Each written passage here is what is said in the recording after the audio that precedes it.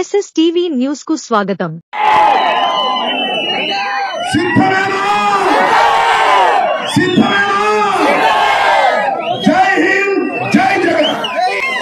సరే, ఈ సమావేశం 7 గంటలకు ప్రారంభమైంది అనుకుంటే మళ్ళా మన నర్సింగపాడు నుంచి ఇక్కడ దాకా మోటార్ బైకులు, వీలలు, గందరగోళాలు, అపాసులు, చిచ్చుగుడ్లు, అవాయిసువాయులు వేసి ఇంత సమయం చేశారు. ప్రతి సందు తిప్పారు. అశేషమైనటువంటి ప్రజానీకం వైఎస్ఆర్ కాంగ్రెస్ పార్టీ తరఫున మేము వస్తుంటే జగన్కి ఇచ్చిన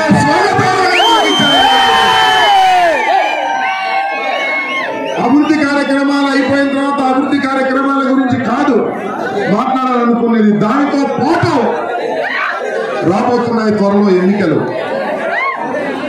ఇంకా నెల ఉంటుందో, నెల 15 రోజులు ఉంటుందో, కొద్దిగా జెండాలు ఎత్తి బాగా పైకన్నా పెట్టుకోండి. వెనకాల కనపడకుండా లేకపోతే కిందకన్నా దించాక తప్ప వెనక వారికి ఇబ్బంది అవుతుంది. అది వెనక వారికి ఇబ్బంది అవుతుంది. దించాలి పక్కన పెట్టండి. పక్క పెట్టుకున్నాయి. మీరు కొద్దిగా సైలెన్స్ గా ఉంటే నేను మాట్లాడటానికి అవకాశం ఉంటుంది. అలా మీరు ఆనందంతో సభను డిస్టర్బ్ చేయమాకండి. మీరు ఆనందం వచ్చినప్పుడు మీరు షౌట్స్ కొట్టండి, వీలయ్యండి, కానీ గందరగోళం చేసే పరిస్థితి వచ్చు. దాంతో పాటు అవి అడ్డం పెడితే వెనక వారికి కనిపించదు. దాన్ని కొద్దిగా దృష్టిలో పెట్టుకొని క్రమశిక్షణగా కోఆపరేట్ చేయాలని కోరుకుంటున్నాను. ఇవాళ ఎన్నికలు సమీపిస్తున్నాయి. ఇంకొక నెల 15 రోజుల్లో ఎన్నికలు జరగబోతా ఉన్నాయి. 5 సంవత్సరాల క్రితం జరిగినటువంటి శాసనసభ ఎన్నికల్లో జగన్మోహన్ రెడ్డి గారికి 151 సీట్లు ఇచ్చి అధికారంలోకి తీసుకొచ్చారు. 5 సంవత్సరాల పరిపాలన పూర్తయింది. ఇంకా నెల 15 రోజుల పరిపాలన మాత్రమే ఉంది. ఈ 5 సంవత్సరాల పరిపాలనా క్రమంలో ఎన్ని కార్యక్రమాలను జగన్మోహన్ రెడ్డి గారు చేసి చూపించారని మీకు ప్రత్యేకంగా చెప్పవలసినటువంటి అవసరం లేదు. వ్యవస్థల్లో విప్లవాత్మకమైన మార్పులు తీసుకొచ్చారు. సంక్షేమ కార్యక్రమాలు 1 కాదు, 2 కాదు, 3 కాదు, వరుస పెట్టి చెప్పాలంటే మా వల్లే కానన్ని అనేక సంక్షేమ కార్యక్రమాలను తీసుకొచ్చి ప్రజలకి అందించినటువంటి వ్యక్తి జగన్మోహన్ రెడ్డి గారిని మనం చేస్తున్నాం. అలాంటి జగన్మోహన్ రెడ్డి గారు 5 సంవత్సరాల పార్టీ పవర్ పూర్తి చేసుకొని ఇవాళ ఎన్నికలకు వెళ్లేదానికి సిద్ధంగా ఉన్నారు. నేను అడుగుతా ఉన్నా, ఎన్నికలకు మీరు సిద్ధమేనా? జగన్మోహన్ ముఖ్యమంత్రి చేయడానికి మీరు సిద్ధమేనా? రేపు 10వ తారీఖున జరిగేటటువంటి సిద్ధం సభకు బయలుదేరడానికి సిద్ధమేనా? మనం సిద్ధంగా ఉన్నాం. వాళ్ళు ఢిల్లీ చుట్టూ తిరుగుతున్నారు. పొత్తు అని ఢిల్లీ చుట్టూ తిరుగుతున్నారు. ఇక్కడికి వచ్చి కదలిరా అన్నాడు. వచ్చేవాళ్ళు సచ్చేవాళ్ళు. కదలి కూడా రావాలా? అక్కడికి వెళ్ళామో బీజేపీతో మాకు పొత్తు కావాలి అని కాళ్ళకు అడ్డంగా పడుకుంటున్నారు దండాలు పెట్టి మోడీ దగ్గర. పొత్తులు వాలి అని అంటున్నా. 2 దారులంట 3వ వ్యక్తి కోసం ఢిల్లీ పరిగెత్తారు. ఇవాళ నేను మనవి చేస్తున్నా, జగన్మోహన్ రెడ్డి 50 సంవత్సరాల యువకుడు సింగిల్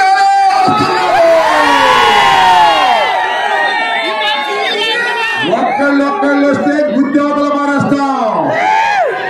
2 వస్తే ఫుట్బాల్ తన్నట్టు తన్నేస్తాం. 3 కలిసి వస్తే కట్టగట్టి సముద్రంలో విసిరేస్తాడు జగన్మోహన్ రెడ్డి. ఇవాళ ప్రజల గుండెల్లో జగన్మోహన్ రెడ్డి గారు గుడి కట్టుకొని ఉన్నాడని మనం ఎన్ని సంక్షేమ కార్యక్రమాలను అమలు చేశారో ఒకసారి ఆలోచన చేయమని మనం చేస్తున్నాం. జగన్మోహన్ రెడ్డి గారు ముఖ్యమంత్రి కాకముందు చంద్రబాబు నాయుడు గారు పెన్షన్ ఎంత ఇచ్చేవాడు? 1000 రూపాయలు. జగన్మోహన్ రెడ్డి గారు ప్రజా సంకల్ప యాత్రలో తిరుగుతూ నేను 2000 చేస్తానన్నా, అమ్మా నన్ను అధికారంలోకి తీసుకొస్తే అని చెప్పాడు. దాంతో పాటు ఇంకో మాట చెప్పాడు, నేను 2000 ఇస్తానన్నాను కదా, ఈ చంద్రబాబు నక్కజిత్తుడు, ఇంకా 3 నెలల్లో 4 నెలల్లో అధికారం ఉంది, 2000 ఇచ్చేసి నేనే ఇచ్చాగా నాకైనా అంటాడు.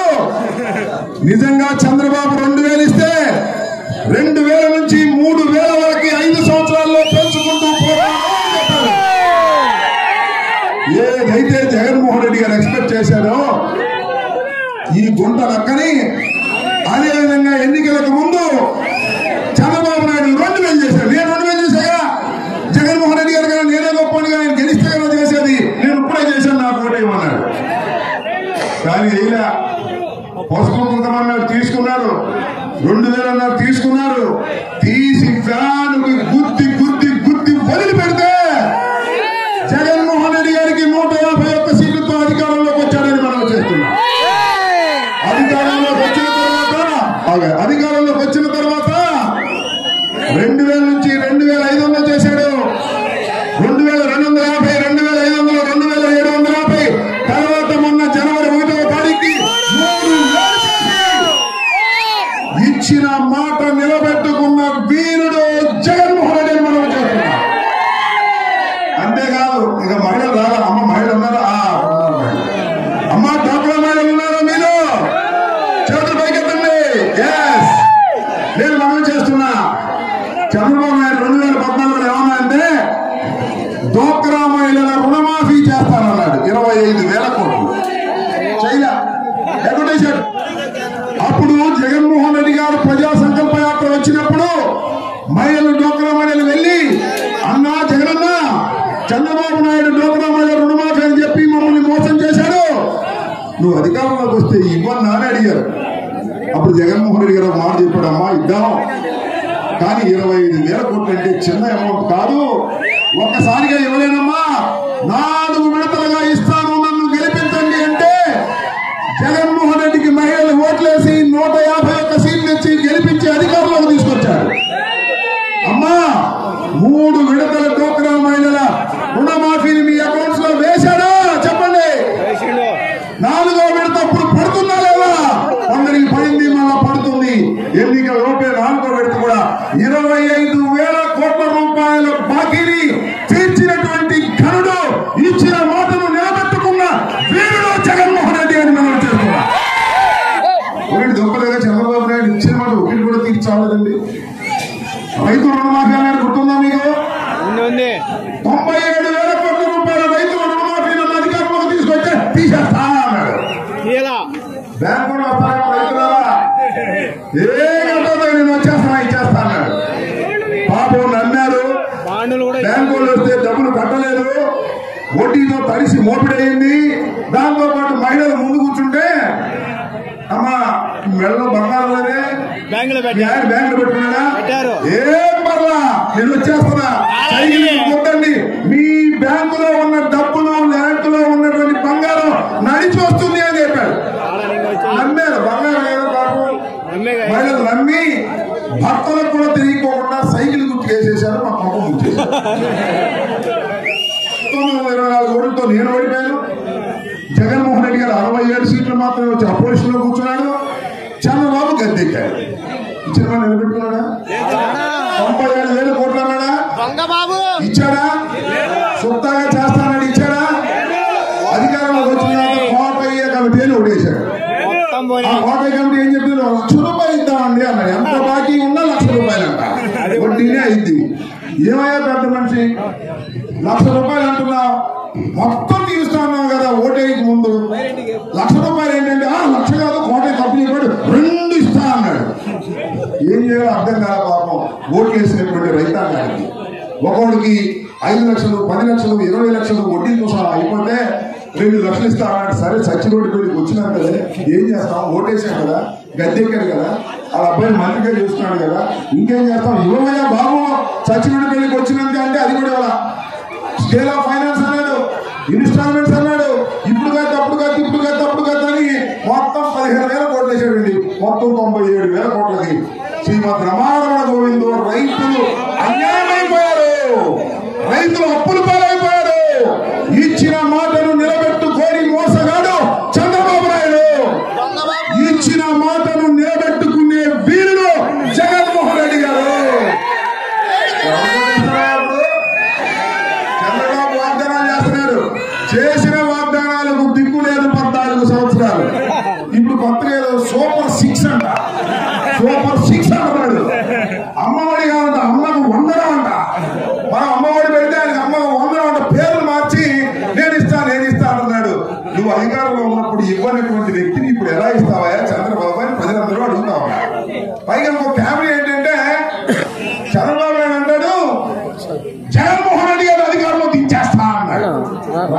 దించుతుంటే నేను ఒక్కనే కాదు, పవన్ కళ్యాణ్ ఒక ఆయన ఉన్నాడు, ఆయన నేను ఇద్దరు కలిసి వస్తా ఉన్నారు. రండయ్య ఇద్దరు కలిసి అంటే అబ్బా మా ఇద్దరు వల్ల కాదండి, మన ఢిల్లీలో కానీ మోడీ గారు ఆయన మీదకి వెళ్తానని నేను పరిగెత్తుకెళ్ళాను. ముగ్గురు కలిసి వస్తారట. ముగ్గురు కలిసి వస్తే మాత్రం మీ అన్న జగన్మోహన్ రెడ్డికి లెక్క అంటున్నా. ఈ సంక్షేమ కార్యక్రమాలు అందించినటువంటి వ్యక్తి జగన్మోహన్ రెడ్డి గారు. ముగ్గురు కాదు 30 మంది కలిసి వచ్చిన ఉప్పని ఊరేసే శక్తి ఎన్ని నక్కజిత్తులు చేసినా ఈ రాష్ట్రంలో తిరుగులేనటువంటి ఆధిక్యతతో జగన్మోహన్ రెడ్డి గారు మళ్ళా ముఖ్యమంత్రి కాబోతున్నాడు, గుర్తుపెట్టుకోమని మనం చూస్తున్నాం. అయితే ఇక్కడ చిన్న ఇబ్బంది వచ్చింది అబ్బాయి, ఇక్కడ చిన్న ఇబ్బంది వచ్చిందమ్మా, మాకు చాలా ఇబ్బంది వచ్చిందమ్మా, జగన్తో మాకు చాలా ఇబ్బంది వచ్చిందమ్మా. ఏంటో తెలుసా, అధికారంలోకి రావడం కాదంట, 175కి 175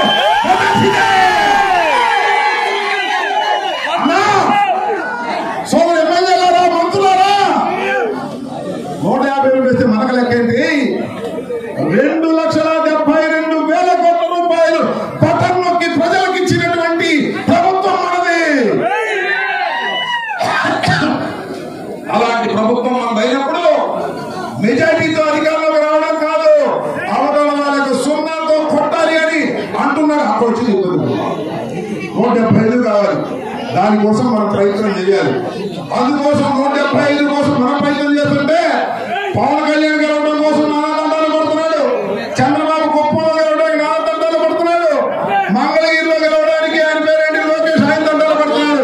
నేను మనం చేస్తున్నా, భారతదేశ చరిత్రలో ప్రజాస్వామ్య చరిత్రలో ఎప్పుడు జరగని విధంగా ముగ్గురు ఓడిపోబోతున్నారు రేపు ఎన్నికల్లో జగన్మోహన్ రెడ్డి.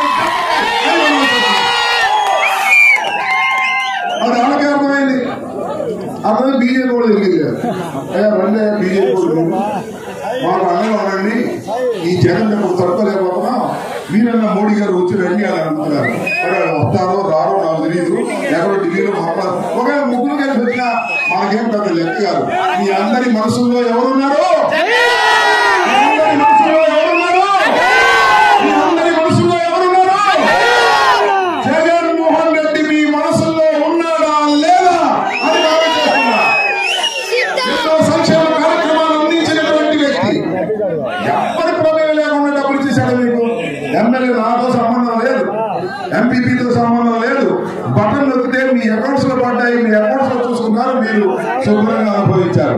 మీ కరోనా గుర్తుందా? మర్చిపోయారా? కరోనా గుర్తుందా అమ్మా? కరోనా గుర్తుందా? గుట్టలు గుట్టలుగా శవాలు పడిపోయాయి. పక్కవాడు ఇంటికి వెళ్ళడానికి భయపడ్డాం, మూటి గుడ్డ కట్టుకున్నాం, పొలానికి పనికి వెళ్ళలేకపోయాం, ఎన్నో కష్టాలు పడ్డాం. అలాంటి పరిస్థితుల్లో దేశాలు దివాళా తీశాయి, రాష్ట్రాలు దివాళా తీశాయి.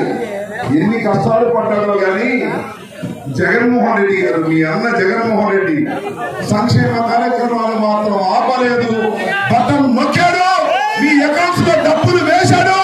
అది జగన్మోహన్ రెడ్డి యొక్క గొప్పతనం అని మనం చేస్తున్నాం. కాబట్టి అలాంటి జగన్మోహన్ రెడ్డి గారిని మీరందరూ కూడా ప్రేమతో, అభిమానంతో, అత్యధికమైన మెజార్టీతో గెలిపించాలి. ఇక్కడ నేను 3వ పోటీ చేస్తున్నా. ఒకసారి ఓటమి పాలయ్య 924, రెండోసారి 25,800 ఓట్లతో గెలిచా. నా మీద ఏమిటి అంటే చంద్రబాబుకి కోపమే, పవన్ కళ్యాణ్కి కోపమే. ఎందుకంటే చంద్రబాబు నేను విమర్శిస్తా, పవన్ కళ్యాణ్ కూడా విమర్శిస్తా. అప్పుడప్పుడు మా వాళ్ళు అంటుంటారు, ఏమన్నా మనోడు కదండి విమర్శిస్తారంటే, మనోడైతే ఏంటి, ఎదురుడైతే ఏంటి, అన్ని దుర్మార్గమైన పనులు చేస్తున్నటువంటి పవన్ కళ్యాణ్ రాజకీయాలకు పనికి రాడు అని అదే జరుగుతుంది.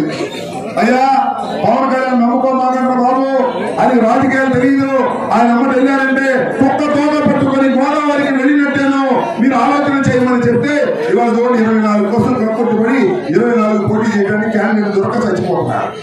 వాళ్ళిద్దరూ కలిశారు.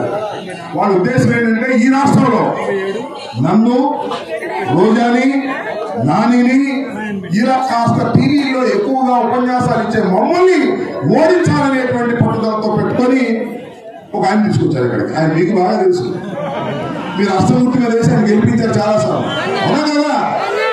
మన అష్టంలో ఉన్నారా? లేదు. మళ్ళా వెళ్ళి బీజేపీలోకి వెళ్ళారు.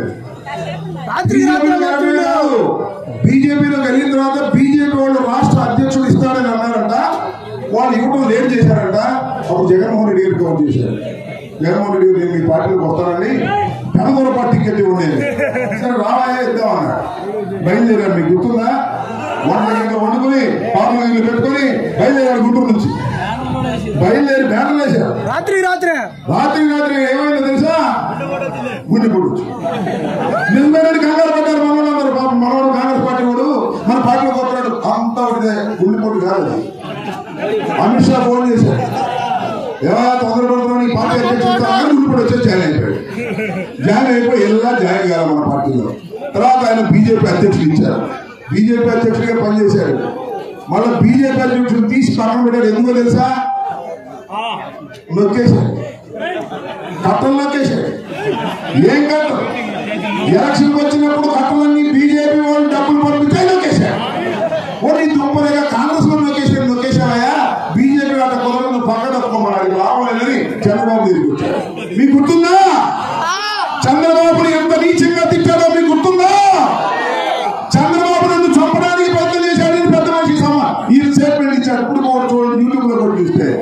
అలాంటి చంపడానికి ప్రయత్నం చేసిన చంద్రబాబు సంకరకి ఇవాళ సత్యనపల్లిలో పోటీ చేసి నన్ను ఓడించాలని ప్రయత్నం చేస్తున్నారు. నేను అందరికీ మనవి చేస్తున్నా, మీ అందరి ఆశీస్సులు, జగన్మోహన్ రెడ్డి గారి ఆశీస్సులు నాకున్నంత వరకు నన్ను ఎవ్వరూ ఓడించలేరు అని మనవి చేస్తున్నా. చెప్తున్నా, జగన్మోహన్ రెడ్డి గారు ప్రజల్ని నమ్మాడు. జగన్మోహన్ రెడ్డి గారు దేవుడిని నమ్మాడు. నేను జగన్మోహన్ రెడ్డిని నమ్ముకున్నటువంటి వ్యక్తిని, రాజశేఖర్ రెడ్డిని నమ్మిన వ్యక్తిని, మీ అందరి ఆశీస్సులు ఉన్నటువంటి వ్యక్తిని. నన్ను ఎవరు ఏమీ చేయలేరు. మీ అందరి ఆదరాభిమానాలు ఉన్నంత వరకు మిగిలిన ఆదరాభిమానాలు అవుతుంది. కాబట్టి మీరు ఆలోచన చేయమని మీ అందరికీ మనవి చేస్తూ, ఇంకా నేను ఎక్కువసేపు చెప్పడం బాగోదు. సిద్ధార్థ కోసం బాగా